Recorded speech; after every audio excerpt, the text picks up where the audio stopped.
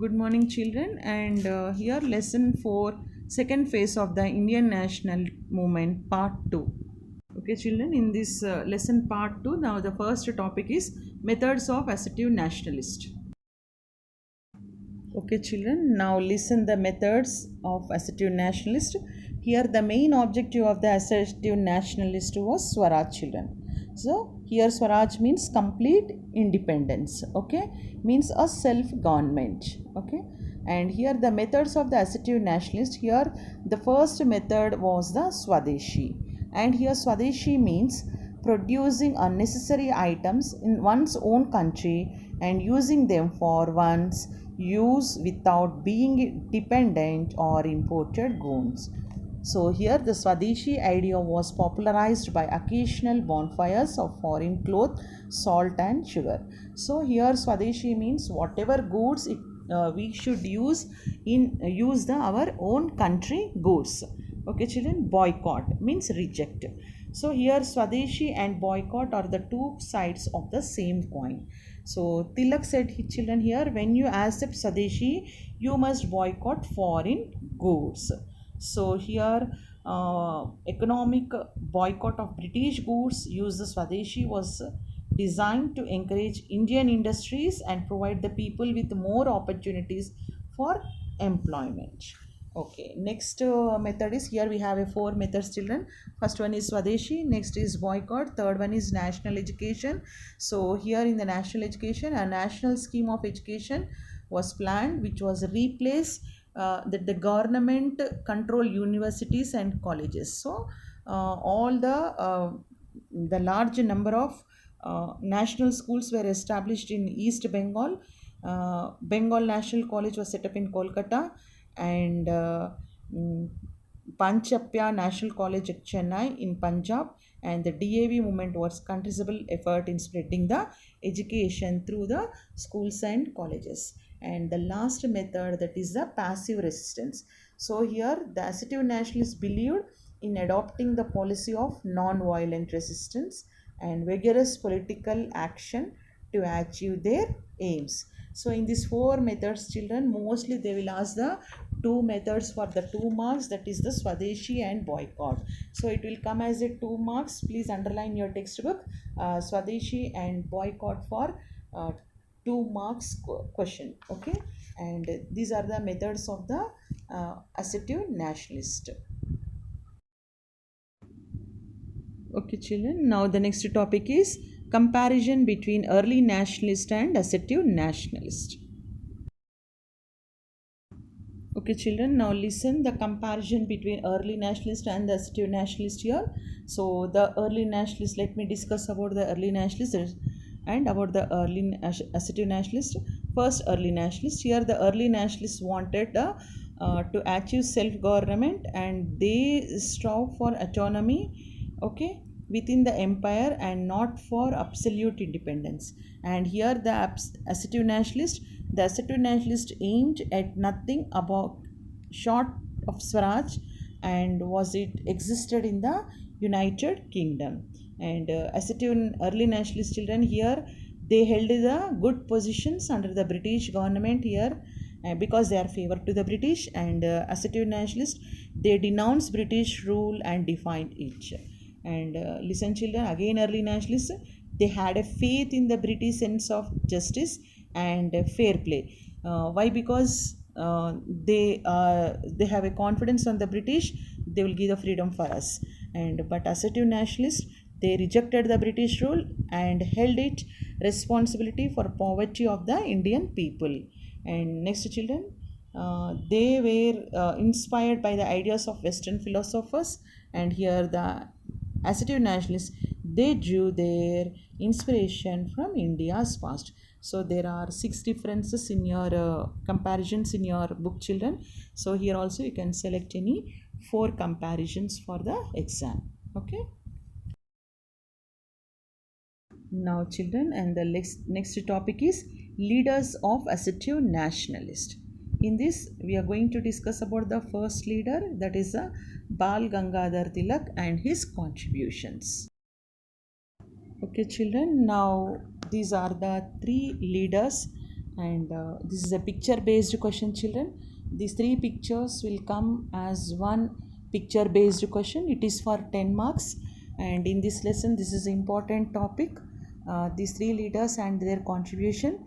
So just listen the explanation, children, and what are the important I'm saying, the points you have to underline in your textbook. So let me explain directly. Listen my explanation first, afterwards you read the book and look into the book. First listen, children. So here complete explanation about the three leaders. So here Bal Gangadhar Tilak, it is from the year 1856 to 1920. Okay, so here Tilak has been called the father of Indian nationalism. So after successfully completing a degree in law, he became fully involved in the nationalist movement. He founded the Pune New English School and the Deccan Education Society in 1884, which later established the Fergusson College at Pune. Okay, so here Tilak was instrumental in changing the nature of Congress from being a pleader to a demander. Swadeshi and boycott became the mantra of the nationalists and infused a new life into the nationalist movement. So here, children, he believed that if changes were be brought about, words were not enough and action alone would help. His two weeklies. See again in your book you underline, children. I am explaining weeklies, that is Mahartha and Kesari, carried bitter attacks on the British government. And here Tilak's popularly alarmed the government. They changed him with sedition and departed him to Mandalay. Okay, so here in 1893, children, Tilak began the celebration the Ganapati and Shivaji festivals in Maharashtra. So first he only introduced these two festivals, children. It was novel idea to ensure mass participation, instill in them to sense of patriotism. And he also organized akharas and lati clubs to train the youth to help defy the British. So he is the one to help, like nowadays how the gym like that, in those days he organized the akharas and the lati clubs, children. So in 1897, when famine struck, Tilak set up a relief organization and started no rent campaign to oppose the British. Okay, so here Tilak became the leader of assertive wing after the Surat split. He transformed anti-partition movement in Bengal into a national movement for Swaraj, and he was an instrumental in establishing the home rule movement with Annie Besant. This also you have to underline. He established the home rule movement with Annie Besant in the year 1916, children. Okay, so here the stress of Swadeshi and boycott and non-cooperation was later reflected in Gandhiji's ideals. So here Tilak was a great writer, children. Grita Rahasya and the Arctic Home of the Vedas were the two famous books. These two books also you have to underline. And afterwards, Tilak died in 1920. Gandhi paid tribute to him in these words. Okay, children. Let us erect the only Lokamanya Tilak of India as an imperishable monument by weaving into our lives his bravery, his simplicity, his wonderful industry was his love of his country, children. So these were about him and his contributions, his books, his paper, his what he began the celebration of Ganpati and Shivaji festival. Okay, children, and the next leader is Bipin Chandrapal and his contributions. Okay, children, now listen about the Bipin Chandrapal. So he was born in 1858 at Sylhet. Bipin Chandrapal was also known as the father of revolutionary thought in India, as he was popularized revolutionary ideas among the masses. He epitomized bold self-reliant nationalism in India. He began his career as a headmaster of high school in Cuttack and joined the Brahmos Samaj movement in 1876. He joined the Congress in 1887 at the Chennai session, where he made a forcible speech for repealing the Arms Act. He participated in various sessions and established himself a good orator. Okay, children, again listen. He regarded Surendranath Banerjee as his political guru. He stood for the stronger methods of agitation. During the anti-partition movement of Bengal, Bipin Chandra toured different parts of the country to spread the message of Swadeshi and boycott.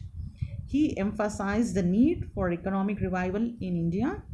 Okay, and he advocated education for women, which he believed would bring moral and social regeneration. He was also against the caste system and was deeply influenced by Vedic philosophy. However, he was against the principle of non cooperation. He later distanced himself from the active politics and he died in 1932.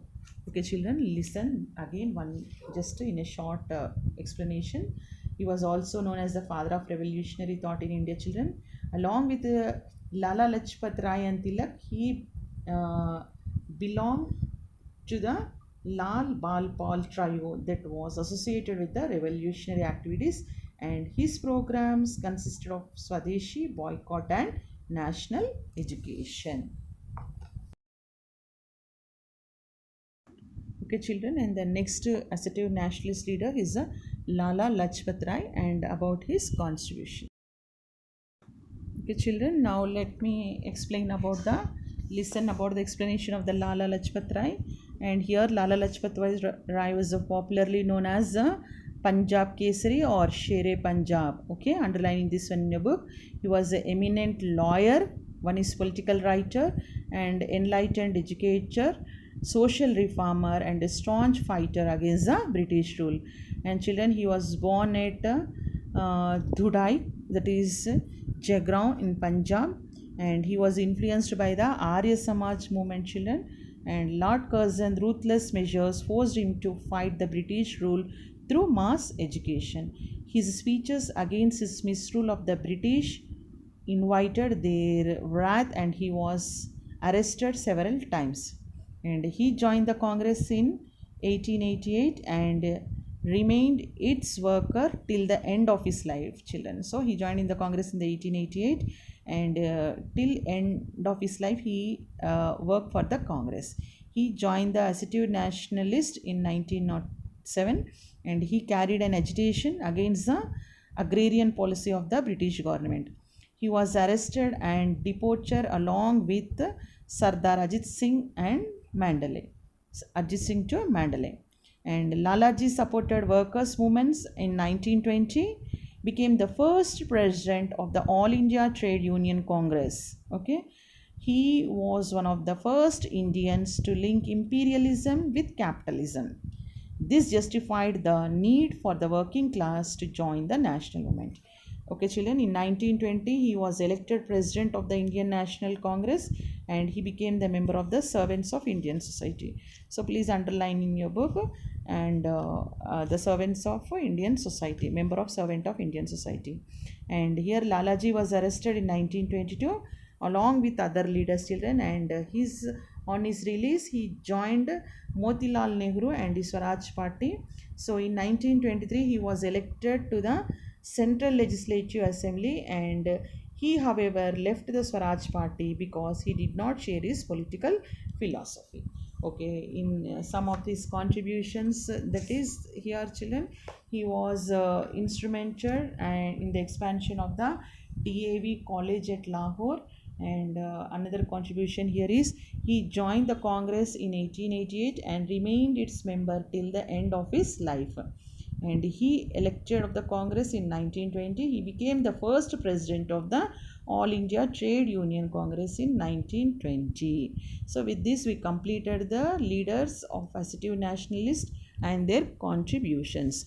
With this, children, we completed the lesson for second phase of the Indian national movement. So please read the lesson from the textbook and I'll send the notes and copy down the notes, important points, and some homework questions also I'll send. So you read the lesson, then you answer the questions from the lesson. Okay, children, with this we completed the lesson 4. Thank you.